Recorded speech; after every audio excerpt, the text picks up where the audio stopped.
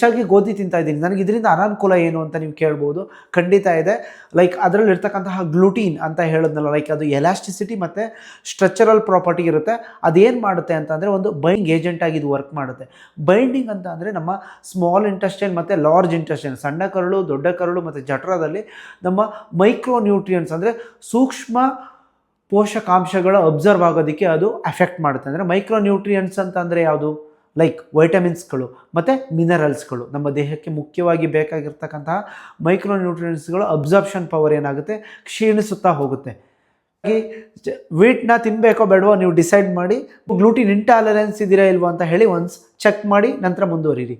ಇದೇ ಅದು ಸರಿಯಾಗಿ ಜೀರ್ಣ ಆಗ್ತಾ ಇಲ್ವಾ? ಊಟ ಮಾಡಿದ ಕೂಡಲೇ ಹೊಟ್ಟೆ ಉಬ್ಬರ ಆಗುವಂಥದ್ದು ಏನಾರು ಸಮಸ್ಯೆ ಇದೆಯಾ? ಅಥವಾ ನೀವು ತಿಂದಿರ್ತಕ್ಕಂಥ ಆಹಾರ ಪದಾರ್ಥಗಳು ಡೈಜೆಸ್ಟ್ ಆಗೋಕ್ಕಿಂತ ಮುಂಚೆಲೇ ತಲೆನೋವು, ತಲೆ ಸುತ್ತು ಬರುವಂಥದ್ದು ಅಥವಾ ಸುಸ್ತಾಗುವಂಥದ್ದು ಮತ್ತು ಸ್ಕಿನ್ನಲ್ಲಿ ರ್ಯಾಷಸ್ ಆಗುವಂಥದ್ದು ಏನಾರು ಕಾಣಿಸ್ತಾ ಇದೆಯಾ?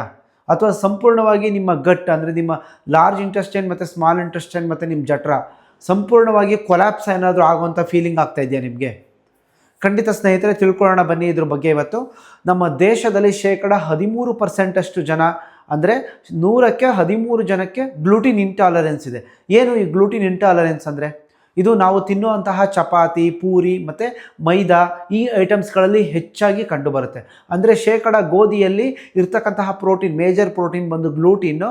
ಆ ಗ್ಲೂಟಿನ್ ಏನಿದೆಯಲ್ಲ ಅದು 75 to 80% ಆಫ್ ದ ಇದು ಪ್ರೋಟೀನ್ ಇರುತ್ತಲ್ಲ ಅದು ಗ್ಲೂಟಿನ್ ಫಾರ್ಮ್ಯಾಟಲ್ಲೇ ಇರುತ್ತೆ. ಓಕೆನಾ? ಹಾಗಿದ್ರೆ ಏನು ಈ ಗ್ಲೂಟಿನ್ ಅಂದರೆ ಏನು? ಗ್ಲೂಟಿನ್ ಅಂತಕ್ಕಂಥದ್ದು ಒಂದು ಬೈಂಡಿಂಗ್ ಏಜೆಂಟು ಅಂತಂದರೆ ಅದರಲ್ಲಿ ಲೈಕ್ ಎಲಾಸ್ಟಿಸಿಟಿ ಮತ್ತು ಸ್ಟ್ರಕ್ಚರಲ್ ಪ್ರಾಪರ್ಟೀಸ್ ಇರುತ್ತೆ.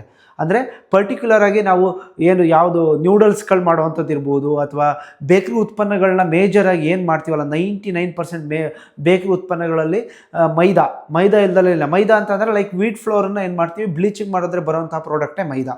ಆ ಮೈದಾದಲ್ಲಿ ಏನಿರುತ್ತೆ, ಹೆಚ್ಚಾಗಿ ಈ ಗ್ಲೂಟಿನ್ ಕಂಟೆಂಟ್ ಇರುತ್ತೆ. ಓಕೆನಾ? ಆದರೆ ಈ ಗ್ಲೂಟಿನ್ ಕಂಟೆಂಟ್ ಹೇಗೆ ನಮ್ಮ ದೇಹಕ್ಕೆ ಮಾರಕ ಆಗ್ತಾ ಇದೆ?